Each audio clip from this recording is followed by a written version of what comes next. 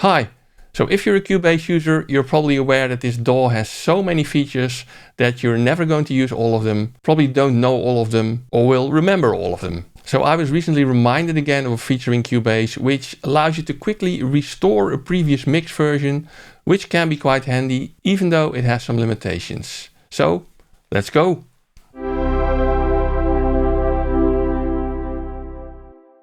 So if you've ever made a mix in Cubase for yourself or maybe for someone else, then you're probably aware that this is a bit of an iterative process, meaning that there's usually multiple versions of a mix before you or your client are fully satisfied with the track. So how do you actually store and remember all of these mix versions? Because sometimes you may need to go back to 2 earlier versions and work further from that version to get to a mix that you're satisfied with. Now, what does work without fail is just saving the project and then making a copy of the Cubase project file, maybe attach a mix version to the name and store that somewhere separately so that you can always return to that version of the mix by loading that project file again into Cubase.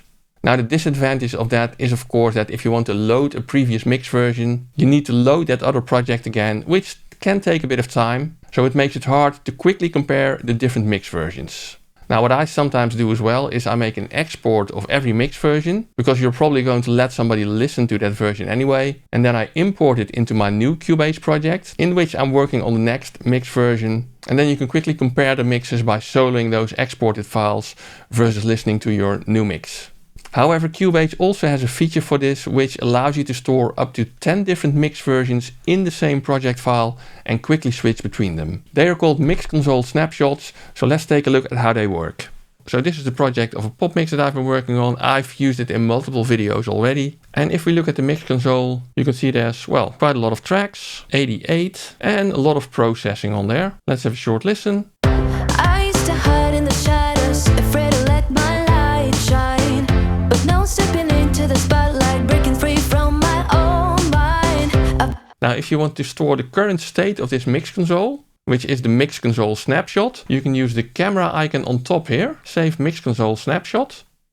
And if you then use this MixConsole Snapshot function here, this pull down menu, you can see that there's now a snapshot 1. You can also show the snapshots by enabling the left zone over here and then going to the snapshots tab. And you can see that I now have my snapshot 1 here made at 8:27 today. I can rename it by double clicking. For example, I can call this Mix 1. And I can now make some edits in the mix console. For example, I might want to lower the volume of some of these backing vocals. Maybe I don't like these backing vocals at all, so I will completely turn them off. And then I can create another snapshot. Save MixConsole Snapshot. And you can see over here there's now a snapshot 2. And I can call this Mix 2. And you can now quickly switch between these snapshots by clicking over here, recall snapshot 1. It says snapshot 1, mix 1 applied. And it takes a couple of seconds, but you can now see, for example, that these faders are back at their original level. If I now recall Mix 2, snapshot Mix 2 applied, again, it takes a bit.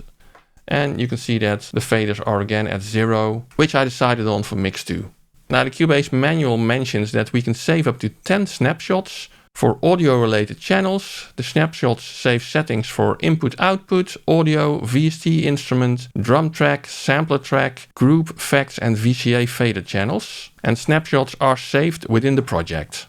Now, apart from recalling them via this list, if you're not showing the left zone, it's also possible to recall them via this menu item. Over here you can see you can recall Mix 1 or Mix 2. So let's recall Mix 1 here. Snapshot Mix 1 applied.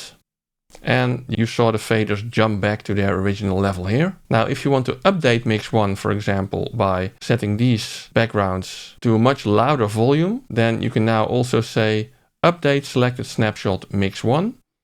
Snapshot Mix 1 updated. And if you now go back to Mix 2, you can see that the volume of these faders is back to 0. And if I now recall Mix 1, you can see that they're back to almost maximum volume, which is my updated Mix 1. Now you don't necessarily always have to import the full snapshot. You can also import part of it, because if you look over here, you have the MixConsole Snapshot recall settings, which allows you to specify which parts of the snapshot are recalled. So for example, if I made a lot of changes, but I do not want to recall the volume, then you will see that if I now switch between snapshots, that these volume changes over here are not applied because I'm not recalling the volume. Let's turn this back on and recall mix 2 again. And the volume changes again as it was stored in my mix snapshot. Now another option is to also only recall the selected channels. So if I turn that on, and for example, I now only select this channel. If I recall mix 1, you see that only this channel changes to the volume that I set in mix 1, and this one stays at the volume that I set in mix 2.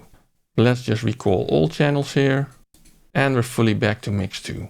Now quickly, in between all this MixConsole Snapshots talk, if you like this video or find it useful, please give it a big thumbs up for the YouTube algorithm so that it gets shown to more people, subscribe to the channel and ring the little bell icon so you get notified when I publish another video. If you feel this is a really useful video, you can consider using the super thanks button below the video, which is kind of a virtual tip jar, or if you're planning to buy anything at one of these stores, I have many affiliate links in the description, and if you click that link and buy something at that store, I will get a small commission without any additional cost to you, which is always greatly appreciated. Let's get back to the MixConsole Snapshots though.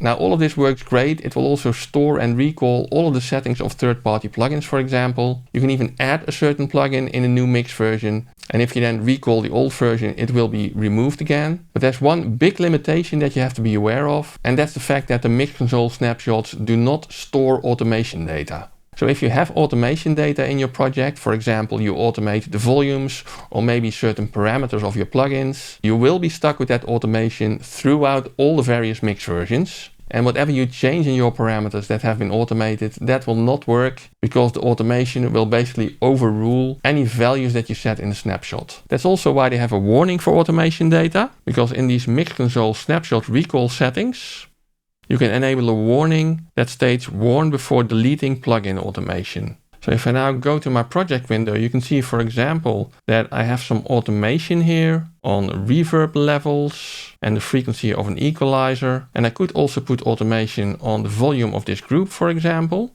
Let me write some automation data in here. So that's basically the volume of this channel, which has now been automated. So I cannot even change the volume because it immediately goes back to the automation value. And if I now save another snapshot, you can see I get a snapshot 3 here. Let's call it mix 3. But even if I recall mix 1 over here, it says over here, recalling a MixConsole snapshot will delete any insert automation. Do you want to continue? Okay. So we're now back to mix 1. However, if you go to the project window, you can see that my automation is still there. And even the volume in mix 1 will now follow this automation data. So what Cubase warned about does not exactly happen. It did not delete this automation data in any way. But I think it's good to be aware that anything you have automated in your MixConsole will basically not be stored in your MixConsole snapshot. Now that does probably make the MixConsole snapshots a lot less useful than you might have hoped for, because any serious mix will probably have automation, right? But it can of course still be used for all the parameters that you have not automated. And in my mix process, for example, I usually first make a static mix without any automation, so I can use the mix snapshots to store any of these static mix versions before I start applying mix automation for my dynamic mix. Now I did find a nice forum thread in the Steinberg forums that discusses this, where users also said, why don't you store automation as well? And the Steinberg moderator actually replied that they really thought about this and considered it, but that it did not seem logical to do that because the automation is not really part of the MixConsole. Still, I do hope that at some point we will also be able to store the automation data for the MixConsole, so that we can even store dynamic mixes within the same project file and can quickly switch between them. And if you have a nice idea about these MixConsole snapshots and maybe storing automation data, put it in the comments as well, so we can all learn from each other and maybe provide some ideas to Steinberg on how to solve this. Now, if you like these detailed videos about Cubase features, I also have 2 videos about how to use automation in Cubase, and I will link the first one up here. Check it out, enjoy, and see you soon.